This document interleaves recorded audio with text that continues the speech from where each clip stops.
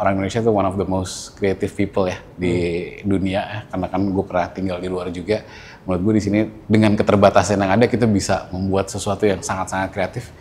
Karena kan manusia tuh senangnya divalidasi. Nah, validasi itu yang berbahaya. Yang bisa kontrol ya kita sendiri sebetulnya. Kita pengen divalidasi, gue udah bener belum sih ini? Ya kamu nggak apa-apa, kamu begini, kamu gini gitu. Kan biasanya itu yang membuat kita nyaman. Nah, tapi kalau nanti itu dia bisa menjalankan, bisa make decision itu kan dia ngambil itu kan decision dia juga kan gitu. Karena kita yang instruct ya. Nah, kalau udah tanpa instruksi kita dia udah bisa ngambil decision, nah itu kan nantinya tuh kan bisa melakukan hal-hal yang luar biasa. Nah, cuma kan awalnya kan kita yang ngeset gitu.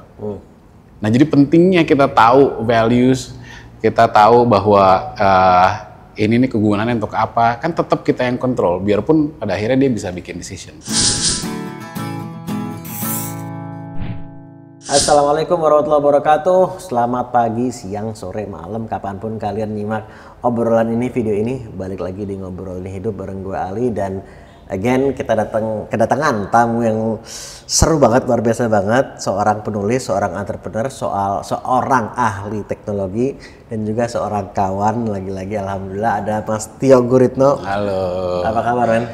Sehat. Thank you, Li. Diundang lagi nih. Terima kasih setelah sekian purnama dari episode keberapa waktu itu, Mas Irwan? Awal-awal ya. Awal-awal itu kayaknya udah lama.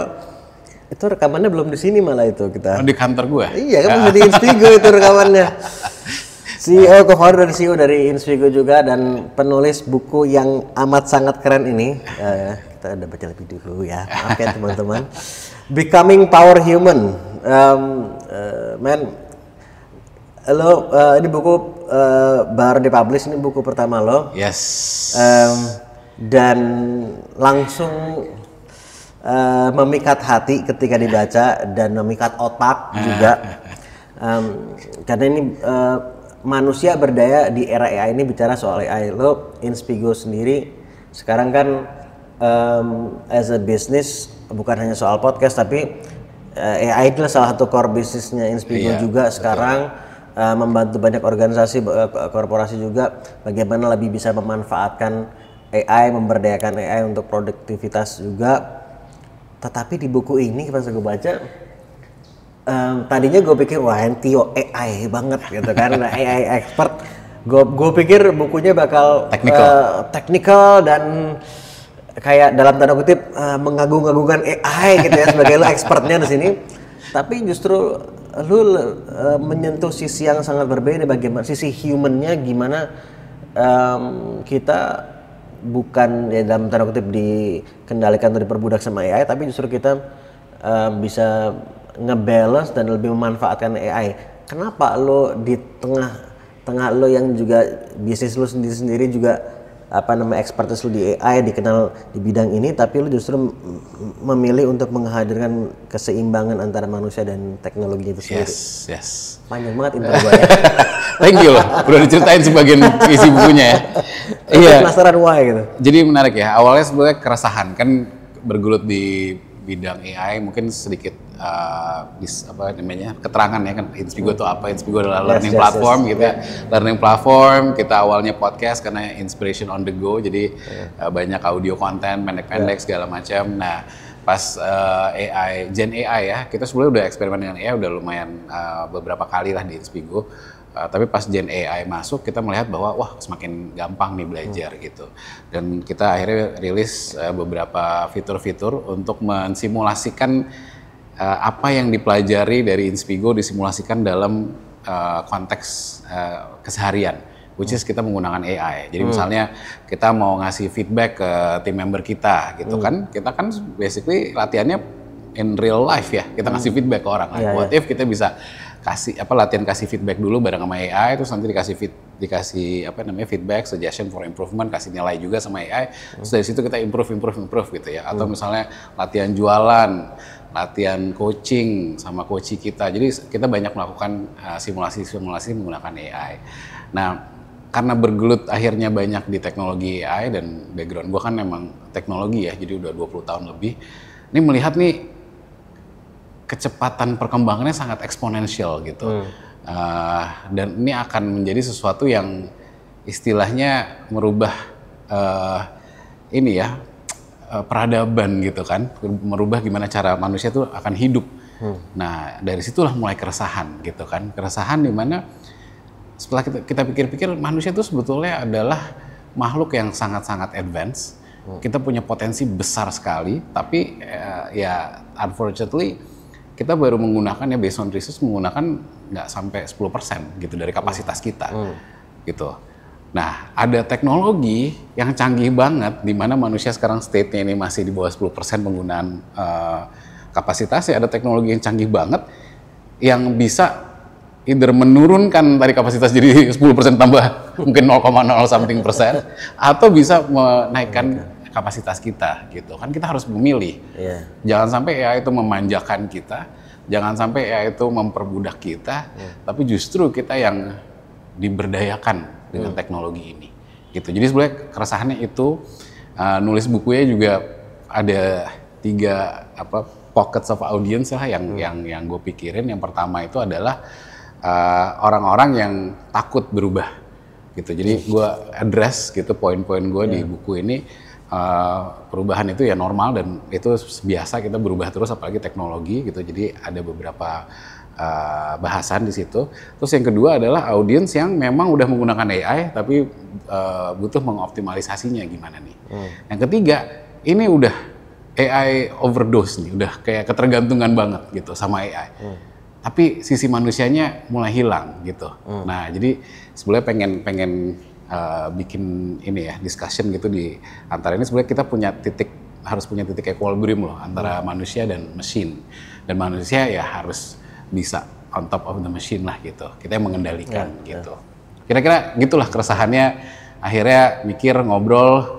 Ini lama ya prosesnya ya, karena gue menulis buku itu sebenarnya udah dari 4 tahun 5 tahun lalu dengan mentor gue Mas Yoris, dia book consultant gue, udah nulis 11 buku. Jadi gue minta tolong tips-tipsnya nih nulis kayak gimana gitu. Akhirnya bolak-balik nulis ini mungkin sekitar setahunan kurang lah, 10 bulan. Dengan tips-tipsnya dia akhirnya berhasil menstrukturisasi pemikiran-pemikiran dan ya harapannya ini adalah pintu untuk mengajak kita tetap menjadi manusia di era yang semakin canggih ini gitu. Dan kalau nanti mungkin gue spill juga sedikit mungkin alurnya kayak gimana. Emang alurnya tuh enak banget ngalirnya gitu dari topik ke topik gitu. Tetapi sebelum masuk ke situ, jadi lo bilang udah sekitar 4 tahun, padahal paling tidak di Indonesia lah ya, paling tidak di Indonesia 4 tahun yang lalu tuh AI ya masih jauh dibandingkan yang sekarang atau dibandingkan tahun lalu bahkan gitu. 4 tahun lalu masih sangat berbeda. Tapi lu sudah punya keresahan sejak 4 tahun lalu gitu. Nah, ada momen spesifik nggak yang membuat keresahan itu memuncak sehingga akhirnya I need to write something about this gitu? Iya, jadi kalau dulu mungkin sedikit cerita background gue, dulu gue lama di Silicon Valley sekitar 12 tahun ya, bekerja, membuat company, berkarya dan lain-lain. Nah mungkin dari tahun 2006 ya, udah kayak expose lah sama AI. Ya lebih banyak otomisasi dulu kan, otomisasi dulu gue kerja di music company, music streaming company. Kita bikin algoritma untuk bisa ngasih playlist yang bener-bener kayak lo suka banget, lo bisa bener-bener pecah banget gitu rasanya ya. Misalnya lo lagi sedih jadi kayak ke bawah, lagi seneng ke bawah gitu, terus lagi sore-sore yang lagi nggak mood, tiba-tiba moodnya jadi berubah. Nah itu kita bikin algoritma itu dulu. Nah itu udah lumayan banyak exposure. Tapi ya semakin kesini gue juga implementasi AI di Inspigo di awal-awal. Tapi semakin kesini pas Gen AI keluar itu baru berasa bahwa wah sekarang kita nggak cuma buat otomisasi atau buat algoritma yang nggak bisa diakses, ini ternyata bisa diakses sekarang informasinya gitu. All of a sudden access to information atau knowledge itu udah gampang banget gitu. Nah orang menggunakannya pada akhirnya dengan berbagai macam use cases kan. Nah kita melihat bahwa wah ini akan merubah totally cara orang bekerja, orang berpikir, orang make decision gitu kan. Jadi banyak sekali kehidupan kita yang akan berimpact dari teknologi ini. Nah disitulah gue mulai mikir, wah ini dahsyat banget ya kalau kita nggak inget purpose kita sebagai manusia itu apa gitu. Kelebihan kita sebagai manusia itu punya banyak hal. Gue melihat manusia itu adalah teknologi gitu. Manusia itu adalah sebuah teknologi di mana kita nggak pernah mungkin berpikir kita itu adalah teknologi. Nah, waktu gue mulai berpikir bahwa kita adalah sebuah teknologi di mana robot dan artificial intelligence itu nyontek teknologi kita, berarti kan kita harusnya berkali-kali lipat lebih canggih daripada yang artificial ini. Nah, akhirnya di situ kita gue menelaah lagi, wah ini manusia ini canggih banget loh. Kok kita nggak pernah realize kita canggih, kita malah ngelihatnya keluar terus. Apalagi mungkin kita yang agak awam dengan teknologi kayak wah ini canggih banget gitu. Tapi selalu memuja teknologi yang di luar tapi nggak pernah memuja teknologi yang di dalam atau mengenali teknologi yang di dalam gitu. Nah disitulah mulai kontemplasi bahwa ini yang di dalam juga bagus loh gitu, ini keren loh, kita tuh keren tapi nggak pernah tahu. Nah gimana cara kita bisa mengenali ke dalam, di empower juga dengan teknologi dari luar gitu. Yang pada akhirnya kita bisa menjadi power human gitu. Lu sempat ada kekhawatiran atau sempat ragu ya kayak nanti kalau gue bahas bukunya dengan aspek seperti itu gitu, ada dari aspek seperti itu nanti akan mengurangi mungkin personal positioning lo sebagai ahli juga di bidang AI atau enggak, karena ini kan sekali lagi ya kebanyakan kan mengangkat kehebatan AI-nya gitu, ahli-ahli AI sekarang ini gitu ya. Lo kan tadi ngebel justru mengangkat sisi human-nya nih gitu. Sempat ada kekhawatiran gitu nggak sih? Enggak, justru malah menurut gue orang akan bisa memaksimalkan kehebatan yang di luar sana kalau dia tahu kehebatan dia sendiri. Jadi kalau dia nggak tahu kehebatannya dia, yang di luar sana hanya lo bisa lihat aja, tapi lo nggak bisa gunakan dengan optimal. Jadi nggak downplay AI sama sekali. Sama sekali. Gue nggak against ininya kan ya. Gue nggak against the advancement of AI. Ini akan canggih banget. Justru ini jangan sampai kita nanti ada di tipping point yang benar-benar ini akan melejit, kitanya sebagai manusia belum siap. Dan pada akhirnya kita yang kebawa arus, kita kegulung arusnya. Kan kita nggak mau kayak gitu. Kita mau tahu dulu nih positioning kita sebagai manusia tuh, kita tuh canggih. Ini harusnya bisa bikin kita jauh lebih canggih. Nah, ini spill sedikit. Jadi ini di buku ini kan lo mulai dari disruption dulu, disruption di era digital, terus sampai kemudian dari disrupsi yang masuk ini sampai kemudian hadirnya AI ini masuk udah menjadi main player yang everybody bisa akses bisa gunakan gitu kan. Dan juga, nah global next ini adalah, nah di sini lo mulai masuk ke strategi. Bagian ketiga, strategi mengelola fokus, mengelola energi bahkan dan mengelola kerja. Terus masuk ke skill setnya, gimana kita bisa menguasai menggunakan AI itu sendiri. Nah, kemudian mindset yang dibutuhkan seperti apa di era seperti ini gitu kan. Ini keren banget soalnya, ini alurnya keren banget teman-teman. Bagian ke-6 masuk ke transformasi AI dan transformasi di dunia kerja sampai becoming future ready. Kita dalam konteks kita ngebangun karir juga di era AI seperti apa gitu kan.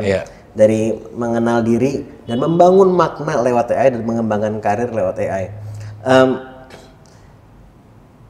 Tadi lo bilang kan ini lo harapkannya kan audiensnya ya mereka yang takut sama perubahan, mereka yang udah mulai pakai tapi masih belum bisa memaksimalkan, dan mereka yang udah ketergantungan gitu kan. Nah kan cukup unik gitu, satu buku mensasar 3 segmen gitu. Dan dari masing-masing segmen ini yang lo harapkan apa lewat buku ini gitu? Gue harapkan sebetulnya kita ingat bahwa manusia itu adalah tadi ya advanced technology. Kalau kita nggak ngerti diri kita, susah juga mengoptimalkan teknologi. Itu sih sebetulnya. Karena nih teknologi semakin canggih, kan sekarang AI kan bukan cuma ChatGPT ya, udah model agentic tuh bisa make decision, dia bisa basically melakukan hal-hal yang tanpa monitoring kita, dia bisa melakukan itu semua karena kita yang set gitu. Misalnya kan. Gimana buat yang belum misalnya kayak ini gue juga misalnya lo harus tolong research satu website, ambil beberapa poin yang penting, nanti tolong dirangkum, terus nanti dicarikan gambar-gambarnya segala macam gitu. Itu kan kayak instruksi yang panjang, akhirnya dia bisa menjalankan itu sendiri. Itu yang simple ya, itu bukan hal yang kompleks dan pakai solusi dari luar, dari yang udah ada bisa. Nah, tapi kalau nanti itu dia bisa menjalankan, bisa make decision itu kan dia ngambil itu kan decision dia juga kan gitu, karena kita yang instruct ya. Nah, kalau udah tanpa instruksi kita dia udah bisa ngambil decision, nah itu kan nantinya tuh kan bisa melakukan hal-hal yang luar biasa. Nah, cuma kan awalnya kan kita yang ngeset gitu. Nah, jadi pentingnya kita tahu values, kita tahu bahwa ini nih kegunaannya untuk apa, kan tetap kita yang kontrol, biarpun pada akhirnya dia bisa bikin decision. Gitu. Jadi kita sebagai manusia jangan lupa nih kita the controller lah gitu. Kan banyak di luar sana yang sangat ketakutan bahwa AI can take over the world, begitu udah dilepas, ini udah canggih banget, dia bisa manipulasi banyak hal segala macam. Nah, tapi kan awalnya juga sebenarnya dari manusia gitu. Nah, teknologi ini semakin dekat nih dengan consumer sekarang. Nah, ya harapan gue ya kita sebagai manusia tuh benar-benar paham bahwa ya kita menggunakan teknologi ini untuk manusia dan ini akan berdampak ke manusia yang lain gitulah gitu. Jadi ya kita lebih mindful juga untuk menggunakan ini gitu. Lu sendiri dalam menggunakannya gimana? Lu ada kekhawatiran ketergantungan gitu juga nggak? Kadang-kadang ada, maksud gue dalam decision making gitu kan, kadang-kadang lo butuh perspektif. Gue soalnya di setup gue punya chief marketing, gue punya chief operations, itu bentuknya AI gitu kan. Ya, gue suka diskusi gitu kan dengan update gitu kan, company gue segala macam. Itu kayak gimana decisionnya nih harus kayak gimana gitu kan, tapi perspektif semuanya. Dan ini AI semua nih kayak tim tapi AI gitu ya. Iya, jadi gue punya weekly meeting isinya AI gitu. Nah, mereka udah gue train satu-satu. Nah, nanti gue akan minta pendapatnya satu-satu. Nih kalau case-nya kayak gini nih akan gimana ya gitu. Nanti mereka akan kasih pendapatnya gitu. Tapi at the end of the day kan it's me yang akan make decision gitu. Jadi itu kan mereka sudah memberikan perspektif yang banyak yang mungkin gue nggak kepikiran. Tapi karena gue udah train semuanya, jadi dia bisa nggak tahu juga tuh kayak loophole yang kemungkinan akan terjadi, sehingga itu kan membantu gue. Nah, at the same time, gue juga harus ready ya kalau itu nggak available, gue tetap harus yakin dengan decision gue dong gitu. Nah itu kan somewhat ya lo harus tetap bisa gitu kan. Ya selayaknya lo pakai GPS lah. Lo pakai GPS dari rumah gue di Cinere ke Bintaro nih gitu kan. Gue tahu jalan ke sini, tapi next time GPS-nya mati, lo bisa nggak kesini? Kan pengennya ada sense of ininya juga, lo lama-lama terlatih gitu kan. Nah itu yang sebenarnya kita juga jangan lupa, jangan ketergantungan banget gitu kan, tapi juga melatih kita untuk bisa bikin tadi better decision atau lebih perform better gitu. Ambil minum men. Yeah. Jadi kalau gue bayangkan kan dalam konteks kayak tadi ada anggota tim lo ya adalah AI juga, tetapi sebagaimana leadership gitu kan tetap butuh orang dan bagaimana kemampuan memimpin gitu, membuat keputusan gitu kan. Jadi ini ya dalam tanda kutip ya seperti additional employees lah gitu, tapi kan tetap harus dipimpin oleh lo sebagai humannya, leadership lo juga. Cuman bedanya mungkin yang AI ya 24 hours hal kayak gitu lah gitu. AI kan nggak bisa menaruh makna juga ya, wisdom nggak ada wisdom, nggak ada makna. Dia mungkin sekarang semakin canggih bisa punya empati somewhat gitu ya, kayak kalau lo ngobrol kadang-kadang kan sekarang oh ya saya mengerti ini gini, Tio lagi susah gitu atau lagi seneng lagi ini gitu kan, dia somewhat berempati, tapi itu kan kayak sintetik gitu ya, kayak ya artificial lah gitu. Nah tapi dia nggak bisa tuh merasakan patah hati jatuh cinta gitu kan. Itu kan yang pada akhirnya bisa jadi wisdom kita juga kan. Next time kita mau make decision, kita tahu nih emosi-emosi ini seperti apa, kita tahu pengalaman-pengalaman kita. Jadi dia sifatnya benar-benar statis gitu ya. Ya tetap manusia sih yang memberi makna terhadap all these experiences gitu. Jadi penting banget sih manusia dari situ, dan manusia perlu tahu bahwa kekuatannya adalah itu gitu. Otherwise kita jadi robot. Dan banyak manusia yang jadi robot sekarang. Apalagi nanti di era AI gitu. Maksudnya sekarang yang AI makin canggih ini kan akan banyak yang akan terasa dan realize bahwa selama ini gue jadi robot dong gitu kan. Ya itu salah satu kegelisahan juga sih Li ya. Jadi gue ngerasa ya sekarang kalau misalnya orang kurang berempati gitu kan, apakah mereka menjadi manusia yang seutuhnya gitu. Ya akhirnya ini juga jadi cermin ya, kalau menurut gue ya ini jadi cermin bahwa kok dia lebih manusia daripada gue gitu. Gue kurang di mananya, padahal gue punya all the assets to be a human. Dan bahkan gue belum lama nih, gue lupa di negara mana, ada yang negara yang menterinya AI kalau nggak salah kan ya? Menteri apanya gitu, negara mana? Di negara mana? Albania kalau nggak salah ya. Iya. Itu menurut lu gimana? Kayak udah.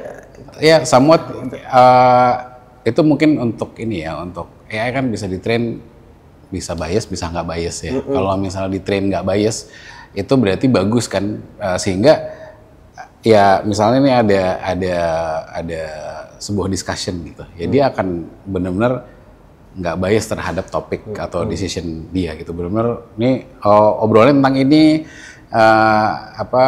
penyebabnya ini segala macam dirunut aja satu-satu, jadi benar-benar fokus on that, which is beda sama manusia yang punya all the different emotions yang mungkin melekat di persoalan itu gitu, jadi dia bisa dijadikan yang unbiased opinion gitu. Nah tapi kalau sejujurnya gue nggak tahu kalau yang Albania ini digunakan untuk apa. Cuma gitu itu bisa jadi satu strength ya dari teknologi ini, bahwa dia nggak bias. Karena kayak misalnya di gue di Inspigo kan kita punya yang namanya AI role play tadi itu ya. Jadi lo role playing dengan AI, interaksi kita sama AI itu akan dianalyze terakhirnya, terus dikasih nilai. Nah nilai itu kan based on apa yang udah kita instruct di awal, bahwa yang dinilai ini ya, ini gitu, misalnya ada 3 values. Nah ya dia nggak bias, dia nggak kasihan ya Ali udah nyoba 3 kali gitu, gue kasih yang bagus gitu kan. Kalau kita sebagai manusia mungkin ada gitunya ya. Ya kalau ini enggak, ya lo begini performance-nya, ya udah nih gitu, hasilnya seperti ini. Kalau 3 kali belum bagus-bagus, ya udah nih hasilnya begini. Nah itu kan sebenarnya ya ketidakpekaan terhadap itu adalah kekuatan dia gitu kan. Iya, kira-kira gitu. Agar tetap fokus sama apa tujuannya gitu kan, hasil mau dicapai apa gitu kan. Ya.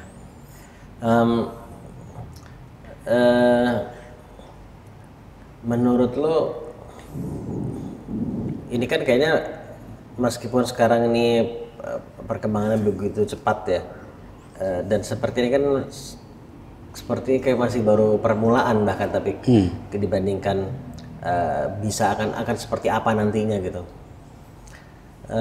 Menurut lo how far will it go gitu AI ini, penggunaannya kayak sekarang sudah masuk ke dalam berbagai macam aspek kehidupan gitu ya, dan ini jelas bukan cuma soal ChatGPT, is so many things, karena masih banyak yang melihatnya AI sama dengan ChatGPT kan, itu masih sangat banyak yang melihatnya gitu, buat chat ngobrol apa atau buat tanya jawab gitu kan.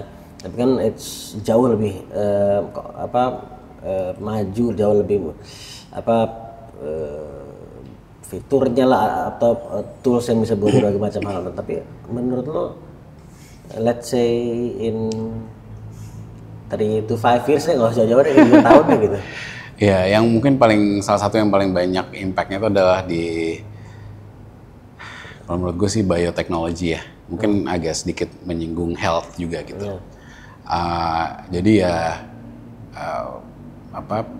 kalau health tuh kan istilahnya disease yang belum pernah ketemu obatnya. ya kita train AI-nya dengan all the cases yang udah pernah kita lakukan, research yang kita lakukan, eksperimen yang kita lakukan. Itu kan sebenarnya pattern ya, information pattern, berarti mungkin ada pattern-pattern yang belum di-explore. Nah itu kan AI bisa explore sendiri, akhirnya dia bikin report segala macam ya. Nah, manusia harus bisa menjaga itu semuanya ya, supaya benar-benar fokus ke mencari si tadi medicine atau obat dari penyakit itu. Nah, tapi kalau kayak itu menurut gue sekarang udah kelihatan dan udah mulai banyak penemuan-penemuan baru. Jadi mungkin in 3 to 5 years akan lebih banyak lagi dan lebih cepat lagi gitu. Jadi makanya kan banyak dibilang katanya kita akan hidup 100, mungkin 200, 300 tahun gitu kan. Karena ya istilahnya kita dilihat sebagai tadi teknologi ya, kayak software. Ada bug nih. Oh, bug ini nih kita resolve pakai ini, bug ini kita resolve pakai ini gitu.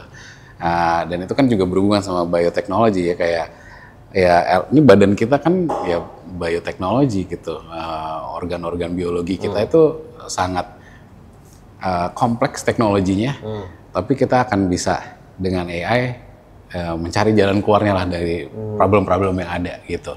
Selayaknya teknologi ya, mobil rusak gitu kan, itu kan pasti ada yang bisa dibetulin. Nah, ini sangat kompleks. Nah itu menurut gue akan banyak inovasi-inovasi di area itu, dan sebetulnya yang agak lumayan bikin gue deg-degan itu di area bioteknologi lebih ke ya sekarang cloning atau menghidupkan makhluk hidup dari DNA itu udah bisa, atau mengedit DNA itu udah bisa gitu kan. Dengan AI ini akan jauh lebih advance lagi. Even makhluk hidupnya aja mungkin 5 tahun lagi akan berubah gitu secara biologis. Nah itu bukan cuma cara kita kerja, cara kita belajar, cara kita hidup, tapi kita sendiri sebagai makhluk biologis mungkin bisa berubah juga in the next few years gitu. Physically gitu ya? Physically akan jauh lebih berbeda ya, karena itu yang berarti kan kehidupan akan berbeda banget.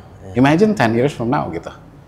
Nah tapi kalau kita nggak tahu esensi being human itu apa, itu di titik itu yang nanti kita lupa apa sih being human gitu kan. Nah ternyata ya ini kan rasa-rasa, ternyata small things lah, patah hati, jatuh cinta, itu algoritma yang sangat amat kompleks dan yang ya sekarang belum bisa itu direplicate kayak menggunakan AI itu gitu. Jadi akhirnya kita jadi lebih appreciate juga kan, ternyata nih all these things yang we take for granted nih adalah sebuah teknologi yang sangat canggih gitu. Berat ya? Gue pengen ketawa-ketawa gitu loh, Li, maksudnya santai gitu. Sebentar, kita ketawa sebentar ya, selanjutnya. Jadi tegang kalau ngomong yang serius-serius ya. Tapi ya, sometimes we need that juga.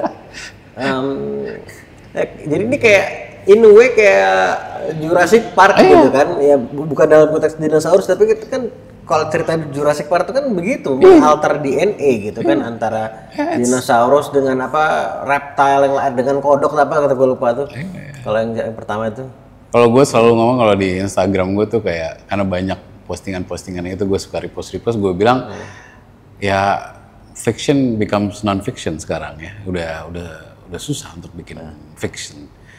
James Cameron gue lihat juga dia ngomong, gue susah banget sekarang bikin cerita fiction karena everything becomes non-fiction with this AI era gitu kan. Jadi semuanya tuh udah mungkin aja gitu dilakukan. Jadi yang tadinya lo mikir ya kayak apa dulu tuh ya film-film media yang Terminator apa segala macam gitu ya, yang berhubungan sama AI. Nah itu kan ya Allah sadar ini kejadian nih gitu. Nah inilah menurut gue penting untuk ingat menjadi manusia gitu, dan embrace, dan ya kita celebrate lah bahwa ini teknologi yang sangat canggih loh kita ini. Gue inget tuh film kartun apa dulu, The Jetsons. Ini kayaknya yang Gen Z harus searching apa The Jetsons. Cuman ada beberapa yang itu kan dianggap kartun yang futuristik banget, everything serba kayak ya tadi fiksi banget, terlalu keren banget, tapi beberapa tuh udah ada sekarang gitu. Dan kalau lu sendiri men, dalam kesehariannya lu menggunakan AI itu dalam bentuk apa aja? Kayak tadi misalnya dalam hal kerja, misalnya kita bicara aspect of life gitu ya, kerja dan non kerja pun. Tapi kalau tadi lu misalnya dalam kerja salah satunya ya lu punya tim yang timnya itu AI misalnya salah satunya gitu. Ada lagi ya dalam konteks pekerja maupun yang non pekerjaan juga. Jadi sebetulnya kalau gue yang gue tulis di buku ya, mindset yang menurut gue itu kita bisa embrace gitu dalam bekerja, especially menggunakan AI. Gue namainnya the masterpiece mindset. Jadi gimana caranya setiap kita melakukan sesuatu dalam pekerjaan atau apapun itu, mindsetnya ya kita bikin suatu masterpiece gitu. Masterpiece adalah sebuah mahakarya yang penuh dengan makna gitu, penuh dengan pemikiran-pemikiran juga, dan kita pengen bikin yang terbaik. Terbaik di mana simpelnya sih kalau gue biasanya gue akan bangga dengan karya ini yang bisa gue ceritain ke anak gue, ke cucu gue gitu, dengan apa namanya, biarpun udah lewat periodenya, tapi gue dengan bangga bisa menceritakan ini gitu. As simple as that gitu. Standarnya sebenarnya terserah orang masing-masing. Nah tapi di dalam kita bekerja atau melakukan sesuatu, kalau kita punya masterpiece mindset, AI becomes ya tadi itu ya, membantu kita untuk mencapai that masterpiece standar menurut kita masing-masing gitu kan. Ya sekarang kita mau melakukan apa udah gampang, toolsnya banyak gitu. Tapi jangan sampai tools itu cuma kita pakai untuk bikin ya udah gitu aja gitu. Kan kita pengen punya meaning di dalam karya kita. Ya kan. Nah meaning itu yang gue maksud dengan yang masterpiece itu. Jadi apapun yang kita lakukan sebisa mungkin ya kita ini lagi membuat mahakarya nih gitu. Dan gue juga menyinggung ya di buku tuh kayak misalnya ya kan nama karyawan itu kan harusnya kan berkarya gitu kan. Nah ya kita bisa sebagai karyawan tuh ya bikin mahakarya, dan gue pernah melakukan itu. Gue menjadi karyawan di perusahaan itu ya music streaming contohnya yang tadi itu, ya gue membuat satu mahakarya sampai sekarang gue masih bangga, dan teman-teman gue masih inget yang waktu kerja bareng gitu kan. Nah biarpun teknologi udah berubah, tapi ya mahakarya itulah yang akan jadi long lasting. Nah pengennya sih setiap kita bikin sesuatu tuh mindsetnya gitu. Ya sekarang dengan AI jauh lebih mudah untuk bisa mencapai quality yang bener-bener standar kita tuh sebagai mahakarya gitu. Jadi bukan cuma untuk artis atau seniman gitu sebuah mahakarya, tapi it's actually everybody gitu. It's for everybody. Dan mindset itu menurut gue penting di era sekarang, sehingga kita nggak pakai tools itu cuma oh ini keren nih, oh ini bisa bikin 3D animation apa segala macam, itu kan kita belum naruh meaning di situ, kita belum tahu ini buat apa, purpose-nya apa segala macam. Nah itu ya harapannya kita bisa menggunakan itulah di dalam setiap karya-karya kita. Tadi lo nyambung soal salah satu yang sangat banyak memanfaatkan perkembangan AI ini adalah dunia medis gitu ya, dunia medis lah gitu. Nah bicara soal kesehatan, nah sekarang ini kan juga kalau kita the other side of the coin, kesehatan fisik dan kesehatan mental, sekarang ini kan semakin banyak juga orang yang menggunakan AI untuk curhat gitu, dalam hal ChatGPT lah gitu misalnya, dan yang efeknya sekilas seperti merasa punya teman gitu ya, tapi juga di sisi lain tadi kayak mengikis sisi humannya juga, jadi justru menambah dan memperkuat rasa efek kesepiannya, loneliness-nya ini gitu. Apakah ini termasuk salah satu yang lu kategorikan tadi, ada ketergantungan tadi? Karena ketergantungan bentuknya bisa beda-beda gitu. And what do you think about this phenomenon gitu? Iya. Bener, tadi itu yang termasuk yang ketergantungan kan ya. Jadi terlalu rely on itu sehingga lo nggak punya interaksi sama manusia misalnya gitu kan. Itu salah satunya. Ya itu yang kita nggak mau. Makanya sebetulnya kalau gue di buku sebenarnya menulis tuh AI itu sebagai cermin gitu kan, cermin terhadap diri kita. Nah, kalau mau menggunakan untuk tadi nanya-nanya, terus akhirnya mendalami diri kita, itu kan pada akhirnya kita jadi tahu gitu sebenarnya kayak gimana gitu. Tapi kalau udah punya relationship ya, itu ada ininya, ada Facebook grupnya ya, namanya something about synthetic relationship with AI. Jadi orang-orang yang punya synthetic relationship sama AI itu bikin Facebook group sendiri gitu. Udah mulai banyak yang tadi kayak lo bilang itu kan. Nah, itu yang concerning sebetulnya kan. Itu kan jadi pada akhirnya dia bisa lebih percaya sama AI daripada sama human. Nah, berarti kan juga relationship human terhadap human itu kan perlu kita ini lagi ya, perlu misalnya sama orang tua gitu kan.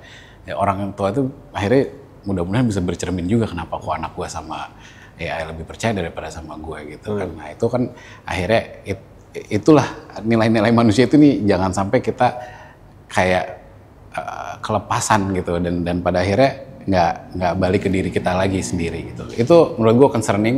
Yang pasti kalau di buku sih gue nulis sebenarnya tentang menjadi cermin. Itu menurut gue akan mendalami diri kita. Tapi kalau selebihnya itu menurut gue kita harus hati-hati ya, harus ya punya critical thinking juga. Karena kan manusia tuh senangnya divalidasi. Nah, validasi itu yang berbahaya. Yang bisa kontrol ya kita sendiri sebetulnya. Kita pengen divalidasi, gue udah bener belum sih ini? Ya kamu nggak apa-apa, kamu begini, kamu gini gitu. Kan biasanya itu yang membuat kita nyaman. Nah, itu yang berbahaya menurut gue. Karena AI itu, especially yang public itu, didesain memang untuk istilahnya mengikuti apa yang kita instruct gitu kan. Nah, itu bahaya, itu concerning dan ya kita harus mulai sadar ya, itu kontrolnya dari kita, nggak bisa lagi untuk bisa ya AI-nya harus bisa stop at some point karena nggak bisa pada akhirnya dia benar-benar ngajak si orangnya itu untuk melakukan hal-hal yang tidak baik gitu kan. Tapi memang di keluarga sih terutama kalau kayak anak-anak gue gitu ya kita tanemin bahwa AI itu untuk ini productivity, kalau lo mau mirroring atau tadi menjadi cermin itu ya nggak apa-apa pokoknya untuk self reflection gitu. Tapi more than that you need to be careful gitu. Ya sama kayak social media lah sebetulnya. More or less mirip sama social media. Social media is a double sword technology juga. Bahaya juga. Cuma bedakan kalau sosial media, the platform doesn't talk to you kan gitu, in a way gitu maksudnya. Iya, tapi all the content talk to you. Ya, maksud gue bukan dalam arti interaktif yang tektokan gitu maksud gue. Mungkin dalam balas komen, orang komen itu gitu ya. Iya, ya masing-masing beda teknologi. Tapi social media was intended to be to build more connection between humans, kan? Iya kan? Yes, true, that's true. Tapi ternyata mereka justru menghilangkan itu. Jadi orang jadi comparing, orang jadi nggak ngerasa secure dengan dirinya segala macam. Itu kan side effect-nya juga. Ya mirip sebetulnya. Sosial media mungkin nggak dilihat sebagai teknologi ya, karena udah menjadi hal yang biasa. Nanti AI mungkin juga nggak dipikir advance gitu teknologi. Nanti mungkin ada yang advance lagi gitu. Tapi ya itu sih, itu ya bahaya-bahayanya yang harus kita pahami ya dari sekarang. Jadi kayak inget film Her yang Joaquin Phoenix kan juga gitu kan, itu everybody is just have a relationship gitu kan dengan si AI itu. Bayangin ya kayak gitu ya. Ya sebenarnya social media somewhat ya, kalau lo pikir-pikir social media itu kan merubah cara hidup orang. Nih sorry nih ya, orang suka traveling tuh apa? To showcase their travel journey on social media. Mungkin ya, for some people it's more important than them enjoying the travel itself gitu kan. Itu kan jadi berubah, cara lo hidup berubah, cara lo berpikir, cara lo melakukan sesuatu berubah karena lo mau showcase that. Kayak mungkin lo, even decision lo untuk pergi ke satu tempat, satu weekend gitu. Gue pilih yang ini ya, soalnya bisa foto-foto nih buat Instagram, buat TikTok gitu kan. Itu kan karena sosial media sebetulnya, decisionnya. Gitu. Nah, itu yang menurut gue, ya harus pasti ada side effect ya. Itu yang harus dijaga sih. Teknologi memang ada bagusnya, ada of course negatifnya juga. Jadi at the end of the day kembali kepada si human-nya ini gitu. Centernya tetap ada pada human gitu. AI fungsinya hanya sebagai alat, tadi bilang sebagai tools gitu, sebagai support gitu kan. So kembali kepada bukannya becoming human tapi the becoming power humannya sendiri. Tapi alasan lo menambahkan kata power di judul ini apa? Why additional power gitu? Iya, karena menurut gue teknologi atau AI itu keniscayaan. Kita nggak bisa nggak adopt gitu. Jadi kita menggunakan teknologi adalah satu keniscayaan dalam kita hidup, dalam kita bekerja, ya kita akan ke-expose oleh teknologi. Jadi kita menggunakan teknologi itu untuk mengoptimalisasi kita gitu. Ya, power human itu kita di-empower. Nah sebetulnya yang orang jarang tanya sama gue itu adalah kenapa becoming. Sebetulnya intinya tuh di becoming, bukan di power human menurut gue. Karena becoming it's a process, it's a journey to become. Ya mungkin nggak ada yang namanya power human secara standar gitu. Tapi ya kita menuju ke sana bareng-bareng. Karena we all becoming into this. Itu kita explore the journey. Ini teknologi akan makin canggih. Kita nggak tahu akan kayak gimana. Tadi yang gue omongin itu bisa kejadian besok karena udah available juga, bisa juga 5 tahun lagi. Tapi ya it's a process. So the mindset is ya tetap humannya tuh at the center. Karena ini crucial banget. Ya mungkin sekarang belum terlalu at this point mungkin belum kerasa banget. Tapi di luar udah banyak ya, misalnya kayak layoff karena AI segala macam. Karena kalau di US sekarang faktor ekonomi ya, jadi mereka harus efisiensi. Jadi dulu kalau orang sosial media itu comparing themselves to other people, terus mereka udah kena mental health gitu. Sekarang lu mau compare sama yang jauh lebih intelligence, lu mungkin punya punya dampak ke spirituality lo gitu kan, eksistensi lo. Ngapain gue nih exist gitu? Kalau ini lebih canggih, itu akan deeper menurut gue, lebih dalam efeknya. Nah kalau udah mempertanyakan itu kan bahaya sebetulnya. Nah, kan kita kan sebenarnya sangat capable sebagai manusia. Nah itu. Ya mudah-mudahan ya at least ini bisa menjadi pintu untuk berdiskusi lah bukunya. Ya karena kalau gue lihat buku ini, ya kita bicara dalam konteks manusia berdaya di era AI, yes. Karena saat ini dalam konteks teknologi itu yang emerging banget lah gitu, yang betul-betul bintang utama di dunia teknologi lah saat ini gitu ya.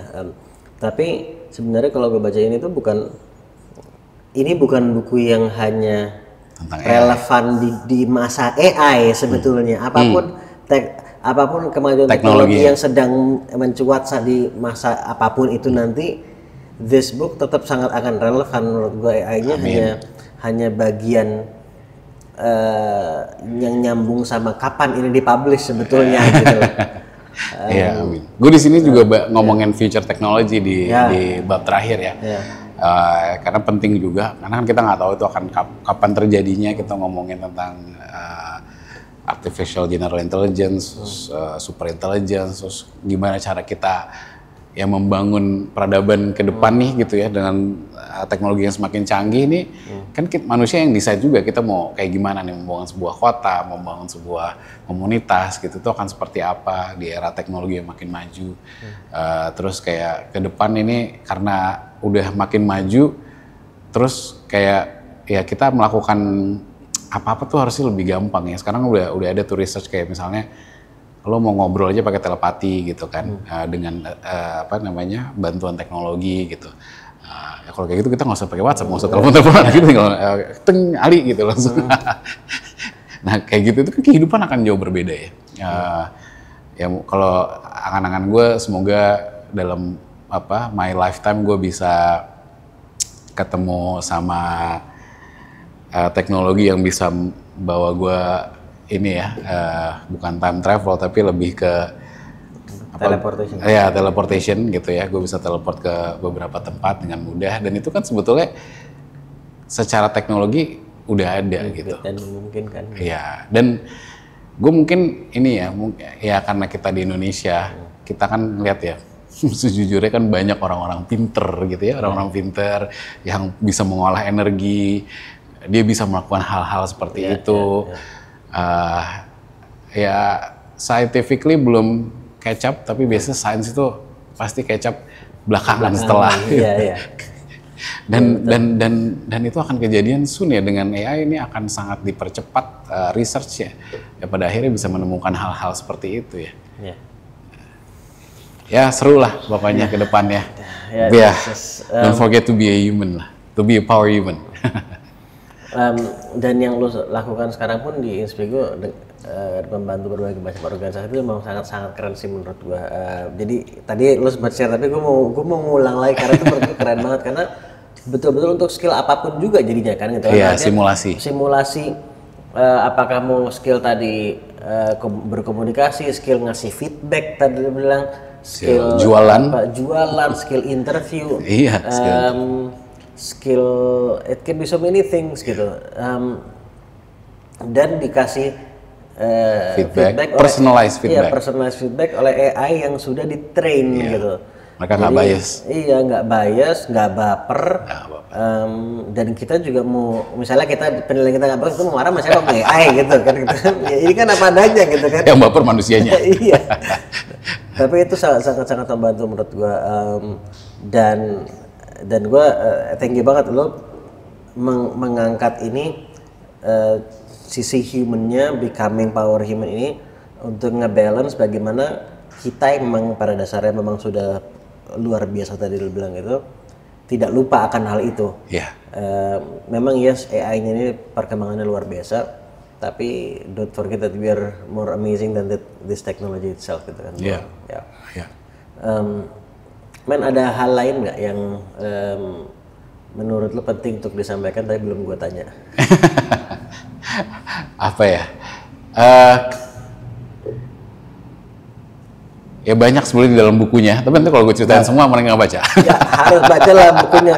Dan ini buku untuk bukan yang dibaca tapi dicerna dan benar-benar banyak yang praktikal gitu. Ya. Seru, maksudnya untuk merefleksikan ke diri sendiri. Di bukunya juga ada kayak latihan role playing, ketemu sama future recruiter from kayak 5 tahun dari sekarang. Lo akan kayak gimana sih 5 tahun dari sekarang nih gitu dengan ini gitu. Jadi lo ngobrol sama this future recruiter. Jadi lo mendefine diri lo akan seperti apa gitu di 5 tahun seperti sekarang. Nah itu kan somewhat juga reflection atau plan lo lah gitu ke depan kayak gimana. Jadi semakin kita juga melihat teknologinya seperti apa, kita seperti apa, gue yakin banget masing-masing dari kita tuh bisa menggunakan teknologi ini untuk ya bikin more masterpieces. Dan now is the time, karena kalau AI ya, semua negara, semua manusia ini baru ke expose lah gitu istilahnya. Jadi kita starting point itu nggak telat-telat banget. Jadi kalau kita mau bikin masterpieces segala macam nggak telat lah gitu, dan justru kita bisa melampaui yang mungkin udah ketinggalan sebelumnya di era sekarang ini. Dan gue yakin banget, especially orang Indonesia itu, menurut gue sih orang Indonesia itu one of the most creative people ya di dunia, karena kan gue pernah tinggal di luar juga. Menurut gue di sini dengan keterbatasan yang ada kita bisa membuat sesuatu yang sangat-sangat kreatif. Nah kalau kita bisa mengenali diri kita lebih jauh lagi, terus kita empower dengan teknologi, to the moon man. Nah itu sih, jadi harapannya mengenali diri, menggunakan teknologi, bisa berkarya, bikin mahakarya ya, dan nanti kita bisa bertransformasi atau tadi ya becoming power human bareng-bareng gitu. Amin. Thank you sekali lagi Bapak Tio. Thank you Ali. Kalau yang mau reach out ke lo kemana? Ya di Instagram aja kali ya, Tio Guritno. Di situ sering sharing-sharing tentang teknologi juga, tentang tadi itu fiction teknologi menjadi non-fiction. Banyak sharing-sharing di situ, dan ya seru aja, nanti bisa ngobrol-ngobrol tentang pengalamannya membaca buku. Becoming Power Human. Dan tadi Instagramnya juga ada di layar tadi juga. Kemudian juga Inspigo juga ya, ada di deskripsi video ini juga. Kemudian untuk beli bukunya tadi selama video ini kan juga ada di layar juga, bisa langsung klik untuk beli. Tapi jangan cuma beli, dibaca, diterapkan, itu yang paling penting. Iya. Nah, ini juga interaktif juga buku ini gitu kan. Iya. Ya. Ajak diskusi teman-temannya gitu, karena this is something new lah, maksudnya sesuatu yang seru. Mungkin teman-temannya punya perspektif berbeda, kita diskusiin. I hope ini menjadi undangan buat teman-teman bisa tadi ya pelan-pelan mengerti menjadi human seperti apa dan mengempower dengan teknologi. Perfectly said, well said. Becoming Power Human, dan selamat berpetualang dengan buku ini. Dan Mas Tio, thank you sekali lagi. Thank you so much. Thank Kita you, ketemu Lee. lagi.